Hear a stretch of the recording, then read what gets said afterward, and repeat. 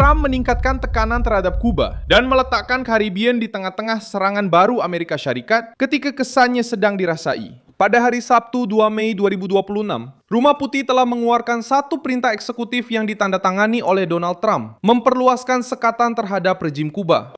Sementara Presiden sendiri bercakap tentang menghantar USS Abraham Lincoln, salah satu kapal induk terbesar di dunia, ke berhampiran pulau itu selepas operasi brutal terhadap Iran. Langkah itu telah ditandatangani pada 1 Mei 2026 dan menyasarkan individu, pihak berkuasa, syarikat, serta sektor yang berkaitan dengan kerajaan Cuba. Saya akan ceritakan semua itu kepada Anda, tetapi sekarang Anda pasti mau melanggan saluran ini untuk terus mendapat maklumat yang tepat. Maklumat secara masa nyata dengan kualiti kewartawanan terbaik yang pernah dilihat mengikut piawaian Credibility, Milson Alves. Perintah Rumah Putih menyatakan bahawa dasar dan tindakan rejim Kuba terus menjadi ancaman yang tidak lazim dan luar biasa terhadap keselamatan negara dan dasar luar Amerika Syarikat. Dokumen itu juga menunjukkan penindasan, rasuah, pelanggaran hak asasi manusia yang serius, dan penglibatan dalam sektor strategik seperti tenaga, pertahanan, perlombongan, keuangan, dan keselamatan. Secara praktikal, Trump membuka jalan untuk Setiausaha Negara Marco Rubio dan Setiausaha Perbendaharaan Scott Bessent mengambil tindakan terhadap struktur yang menyokong rejim Havana. Sasaran bukan hanya seorang pegawai saja. Perintah itu membenarkan penyekatan aset, menghalang transaksi, dan menyasarkan sesiapa yang mengendalikan atau membantu sektor-sektor penting dalam ekonomi Cuba. Dan disinilah titik yang paling sensitif. Langkah itu juga membenarkan sekatan sekunder terhadap warga asing yang melakukan transaksi dengan sasaran yang ditetapkan oleh Washington. Ini bermakna bank, syarikat dan perantara di luar Amerika Syarikat boleh menjadi sasaran jika mereka dilihat sebagai sebahagian daripada mekanisme yang mengekalkan rejim itu terus bernafas. Kesan politiknya sangat kuat kerana ia berlaku pada masa Cuba sudah pun menghadapi tekanan ekonomi, kekurangan bahan api dan gangguan bekalan elektrik. Bagi Washington, Kuba bukan lagi sekadar sebuah pulau yang sedang menghadapi krisis. Ia kini dianggap sebagai sebahagian daripada rangkaian serantau yang mencabar kepentingan Amerika, kurang daripada 100 batu dari wilayah Amerika Syarikat. Ucapan yang lebih tegas datang apabila Trump menyebut Kuba dalam satu acara di Florida. Menurut agensi Nadolu, Presiden itu berkata bahawa Amerika Syarikat boleh mengambil alih Kuba hampir serta-merta. Dan beliau menyatakan bahawa dalam perjalanan pulang dari operasi terhadap Iran, beliau boleh mengarahkan sebuah kapal induk besar, mungkin USS Abraham Lincoln, untuk berhenti berhampiran pantai Kuba. Kenyataan itu lebih signifikan kerana ia bukan muncul secara terasing. Ia muncul pada hari yang sama apabila pengumuman dibuat perintah sekatan, iaitu mesej kewangan dan mesej ketenteraan datang bersama-sama. Havana bertindak balas dengan cuba mengubah tekanan itu menjadi naratif penentangan.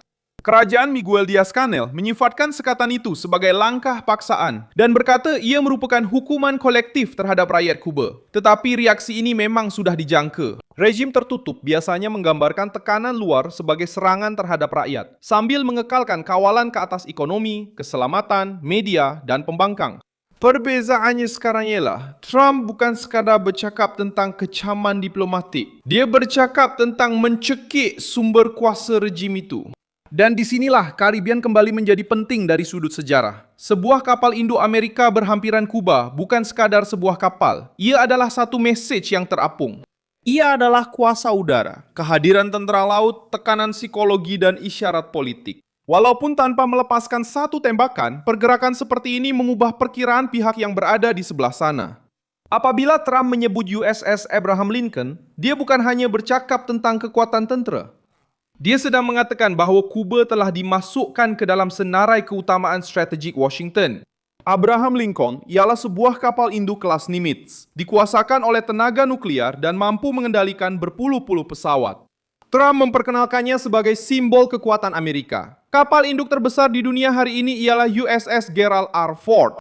Tetapi Abraham Lincoln masih kekal antara yang terbesar dan terkuat yang pernah dibina. Namun, apa yang penting bagi Havana bukanlah persaingan saiz antara kapal. Apa yang penting ialah mesejnya. Jika Washington memutuskan untuk menggerakkan kekuatan tentera laut sebesar ini ke Caribbean, rejim Cuba akan berdepan dengan tekanan sebenar di halaman mereka sendiri. Tekanan ini juga adalah sebahagian daripada satu siri yang lebih besar. Pertama, Amerika Syarikat menekan Venezuela. Kemudian mereka memperluaskan tekanan itu. Mereka memperluaskan serangan terhadap rangkaian minyak, penyeludupan dan rejim sekutu di Amerika Latin. Sekarang, cuba muncul sebagai tumpuan seterusnya dalam percaturan ini. Reuters melaporkan bahawa di bawah Trump, Washington sudah pun meningkatkan tekanan ke atas pulau itu pada awal tahun. Termasuk selepas Nicolas Maduro keluar dari Venezuela dan dengan sekatan ke atas aliran minyak Venezuela ke Kuba. Sebabnya mudah, Kuba tidak dilihat oleh Trump sebagai masalah tenaga yang jauh. Bagi Rumah Putih, Havana berfungsi sebagai pangkalan politik, ideologi, dan perisikan untuk kuasa-kuasa bermusuhan di rantau ini. Rejim Kuba telah bertahan selama beberapa dekad dengan menggunakan sokongan NUA, kawalan dalaman, dan rangkaian pengaruh. Kini, strategi Amerika nampaknya adalah untuk memutuskan hubungan-hubungan ini. Tidak cukup sekadar mengkritik Cuba dalam ucapan. Perintah baru ini menyasarkan bank, syarikat, pihak berkuasa, orang tengah dan sektor-sektor yang memberikan wang, bahan api dan perlindungan kepada sistem tersebut. Masa ini juga penting kerana Iran. Trump berkata dia suka menyelesaikan satu kerja sebelum memulakan yang lain. Dengan mengaitkan Kuba dengan kepulangan sebuah kapal induk dari operasi menentang Iran, beliau meletakkan Havana dalam logik konfrontasi yang sama dengan rejim-rejim yang dianggap bermusuhan. Bagi masyarakat Latino di Amerika Syarikat, terutamanya warga Kuba, Venezuela dan kumpulan lain yang melarikan diri dari kerajaan sosialis, isu Latino ini mempunyai tarikan politik yang kuat. Trump tahu perkara ini. Dan rejim Kuba juga tahu. Sejarah menunjukkan bahawa Caribbean sentiasa dianggap oleh Washington sebagai kawasan keselamatan yang penting. Pada Oktober 1962, semasa krisis peluru berpandu Kuba, John Kennedy telah mengarahkan kuarantin tentera laut terhadap pulau itu selepas Amerika Syarikat mengenal pasti peluru berpandu Soviet di wilayah Kuba. Rumah Putih mengelak daripada memanggilnya sekatan kerana sekatan boleh bermaksud keadaan perang. Tetapi mesejnya jelas. Kuasa saingan tidak boleh menjadikan Cuba sebagai platform ancaman langsung kepada rakyat Amerika. Lebih 6 dekad kemudian, Trump menggunakan bahasa lain, konteks lain dan musuh yang berbeza. Tetapi logik di sebaliknya muncul semula. Kuba tidak akan dianggap sebagai ruang neutral apabila Washington melihat risiko strategik. Di negara-negara lain di rantau ini, Amerika Syarikat juga telah menunjukkan bahawa apabila mereka memutuskan untuk bertindak, tekanan politik boleh bertukar menjadi tindakan konkret. Di Panama, pada tahun 1989, Bush telah membenarkan operasi yang menyingkirkan Manuel Noriega yang dituduh mempunyai kaitan dengan pengedaran dadah dan mengancam kepentingan Amerika. Di Grenada pada tahun 1983, Ronald Reagan telah menghantar pasukan selepas krisis dalaman dan dengan alasan untuk melindungi warga negara Amerika serta mengekang pengaruh bermusuhan di Caribbean.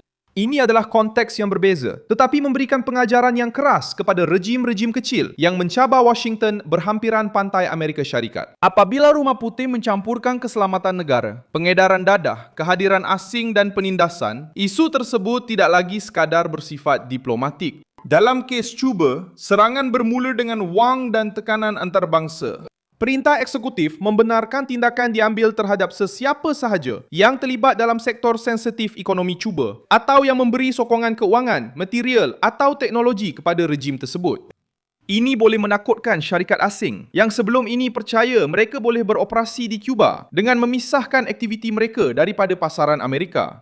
Sekatan seperti ini menimbulkan ketakutan dalam sistem keuangan. Bank mula menyemak semula transaksi, syarikat mula menilai risiko.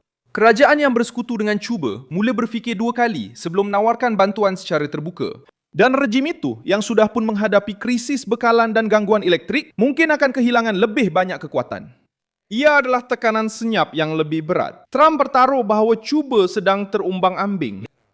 Rejim itu cuba menunjukkan kekuatan di jalanan dengan acara rasmi, bendera dan ucapan. Tetapi itu tidak mengubah realiti sebuah pulau yang ditekan oleh krisis ekonomi, penghijrahan penduduk, kebergantungan luar, dan kekurangan pembaharuan politik. Perintah 1 Mei itu tepat menyasar tonggak-tonggak yang menopang sistem ini. Wang, keselamatan, tenaga, dan sokongan luar.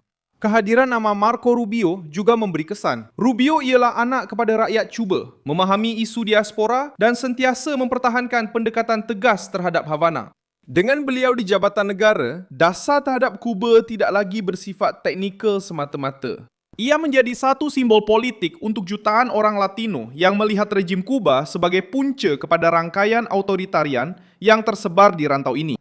Bersama Scott Bessant di perbendaharaan, Rubio kini mempunyai alat untuk mengubah ucapan menjadi hukuman yang nyata. Rejim Diaz-Canel Kuba mengatakan bahawa mereka tidak akan diugut, tetapi soalan sebenar adalah lain. Siapa lagi yang masih mahu mengambil risiko demi Havana? Jika sebuah institusi kewangan asing boleh kehilangan akses ke sistem Amerika kerana membantu ejen cuba, pilihan itu menjadi lebih sukar.